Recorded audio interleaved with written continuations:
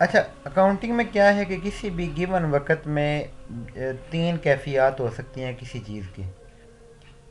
या तो वो बढ़ रही होती है, या कम हो रही होती है, और या उसको कुछ भी नहीं हो रहा होता। तीन ही कैफियत है ना जी किसी भी गिवन वक्त में। या तो चीज़ बढ़ती है, या कम होती है, या जैसी है वैसी रहती है। सही हो गया। अब जैसी है वैसी रहे तो हम उसको छेड़ेंगे नहीं। हमें कंसर्न है उसके बढ़ने या कम होने से। अब बढ़ना और कम होना क्या है? दरवाजे के बढ़ने से मुराद क्या है कि आपने उसके ऊपर कोई फर्दर खर्चा किया है।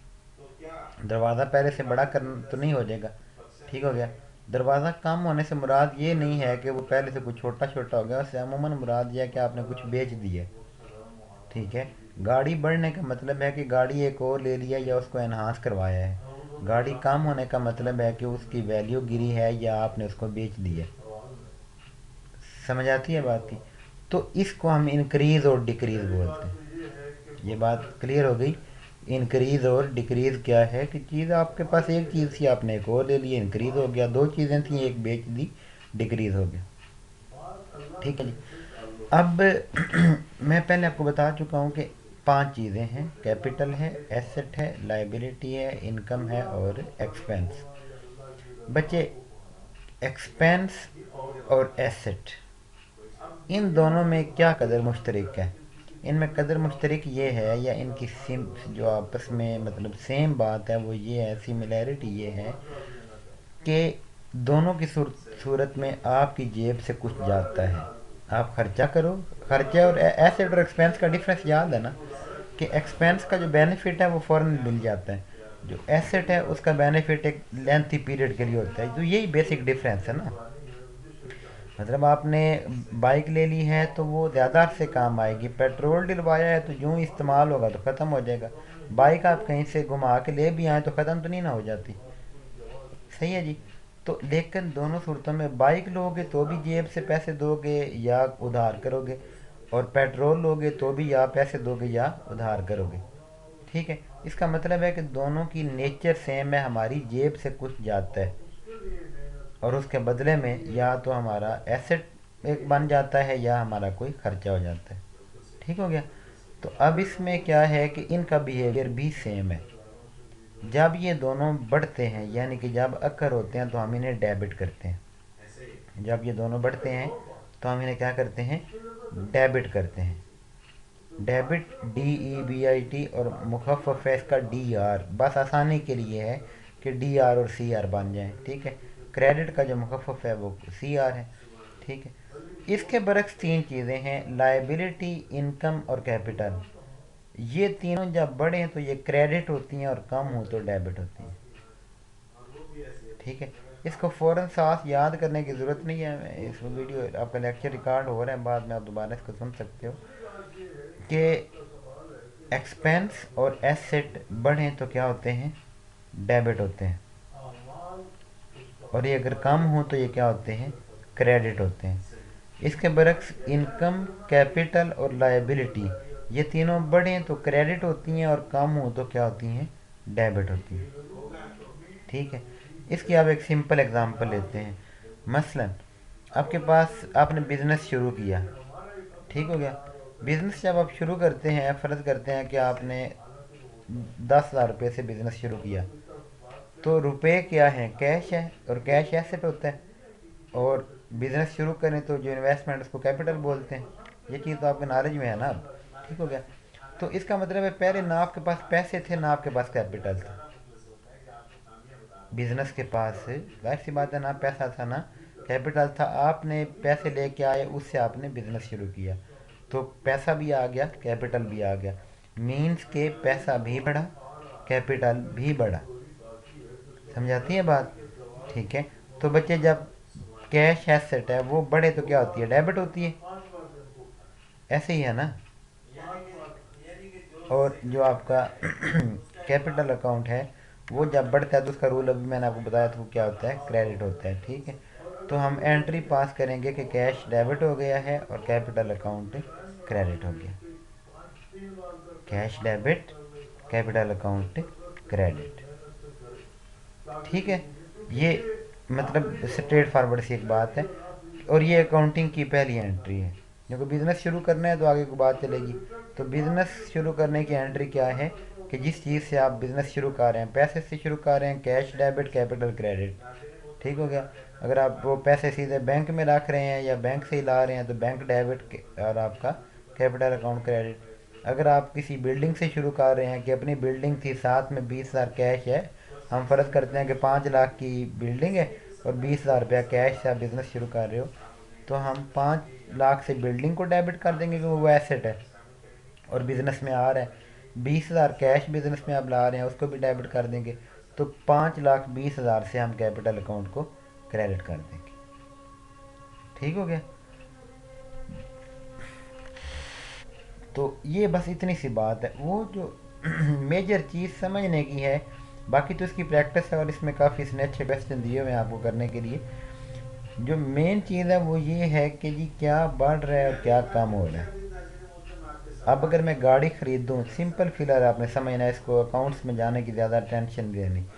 अगर मैं गाड़ी ख़रीदता हूँ 4 लाख रुपए की, तो मेरे पास क्या आ रहा है? एसेट आ रहा है, गाड़ी आ रही है, और मुझसे जा क्या रहा है? कैश जा रहा है। तो एक एसेट आ रहा है, एक जा रहा है, ऐसे ही है ना। जो आ रहा है भाई उसको डेबिट कर दो, जो एसेट जा रहा है उस एसेट को क्रेडिट कर दो। तो मेरे पास गाड़ी आ रही है तो मैं व्हीकल अकाउंट को डेबिट कर दूंगा, पैसे जा रहे हैं तो कैश अकाउंट को क्रेडिट कर दूंगा। ठीक हो गया।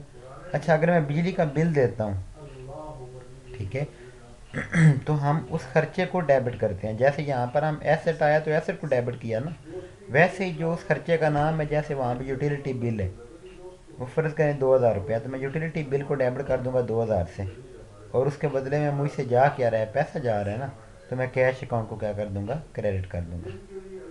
तो यूटिलिटी बिल अकाउंट डेबिट और कैश अकाउंट आपका क्रेडिट। सही है क्या? तो अच्छा, इसी तरीके से अगर आपको सैलरी मिलती है, कहीं से सैलरी आपको रिसीव होती है, तो आप क्या करोगे? आपके पास कैश में आ रही है ना, तो कैश डेबिट कर दोगे क्योंकि वो तो एसेट है। और आ किस सिलसिले में रही है? सैलरी, तो सैलरी इनकम है ना आपकी, तो इनकम जब बढ़ती है तो क्या होती है? क्रेडिट होती है।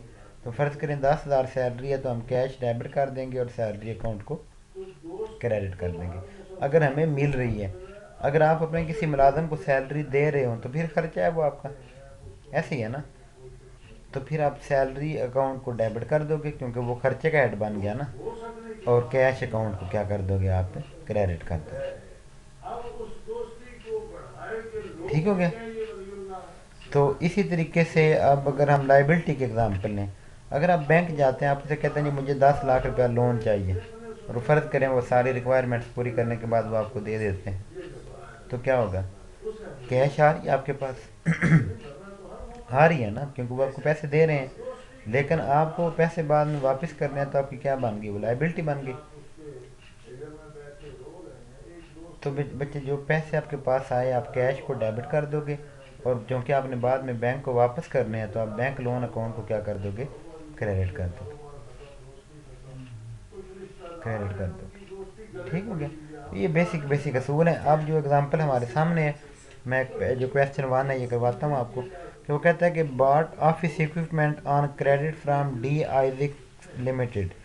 कि डी आइजक को बंदा है। अच्छा, एक असूल है अकाउंटिंग का कि जब हम बंदे का नाम बोलते हैं ना, तो मुराद होती है कि उससे उधार पे चीज़ ली है। इसकी मिसाल यूँ है कि अगर आप एक किराने वाले के पास जाते हैं और आप उससे 500 रुपये की चीज़ें लेते हैं, फ़ौरन उसको कैश आप दे देते हो, तो उसको कोई कंसर्न नहीं कि आपका नाम क्या है, आप कहाँ से आए हो, क्या स्टोरी है, ऐसी है ना। और अगर आप उसको पैसे कहो कि मैं कल वापस कर दूंगा, परसों कर दूंगा, महीने तक कर दूंगा, तो क्या कहता है कि मुझे फिर खाते में लिख लेने दो। फिर वो आपसे आपका नाम भी पूछता है, ये भी पूछता है कब वापस करने हैं, वगैरह वगैरह। तो ये सेम चीज़ अकाउंटिंग में है, क्योंकि अकाउंटिंग क्या है? वही जो लोकल लेवल के खाते थे उन्हीं का एडवांस एक फॉर्मेट है जिसको आप अकाउंटिंग बोलते हैं। तो वहाँ पर क्या है कि अगर तो बंदे का नाम आ जाता है, जैसे यहाँ पर है कि हमने ऑफिस इक्विपमेंट ख़रीदा है डी आइजक लिमिटेड से। ठीक हो गया। तो इसका मतलब है कि हमने उनको पैसे नहीं दिए हुए फ़िलहाल। अब ये जो उसका सवाल का करवाने का तरीका कार है, वो जस्ट आपसे ये पूछ रहा है मैं किसको डेबिट करूँ और किसको क्रेडिट करूँ। तो हमारे पास भाई क्या आ रहा है, ऑफिस इक्विपमेंट आ रहा है ना। आपके सामने बुक है ना, मैं क्वेश्चन वन करवा रहा हूँ। हाँ जी। तो bought office equipment on credit from D Isaac में हमारे पास क्या आ रहा है, इक्विपमेंट आ रहा है। तो हम ऑफिस इक्विपमेंट एक एसेट है, उसको डेबिट कर देंगे। और हमने पैसे तो दिए नहीं है लेकिन देने तो हैं। तो जिसके देने हैं उसके नाम को हम क्या कर देते हैं, क्रेडिटर। इसी वजह से ये हमारे क्या कहलाते हैं, क्रेडिटर्स। ये दूसरी एंट्री है कि प्रोप्राइटर ने एक क्रेडिटर सी जोन्स को पैसे दिए हैं। ठीक हो गया। तो आपने पे कर दिया उसको। ठीक हो गया। तो आपसे पैसे आ रहे हैं या जा रहे हैं,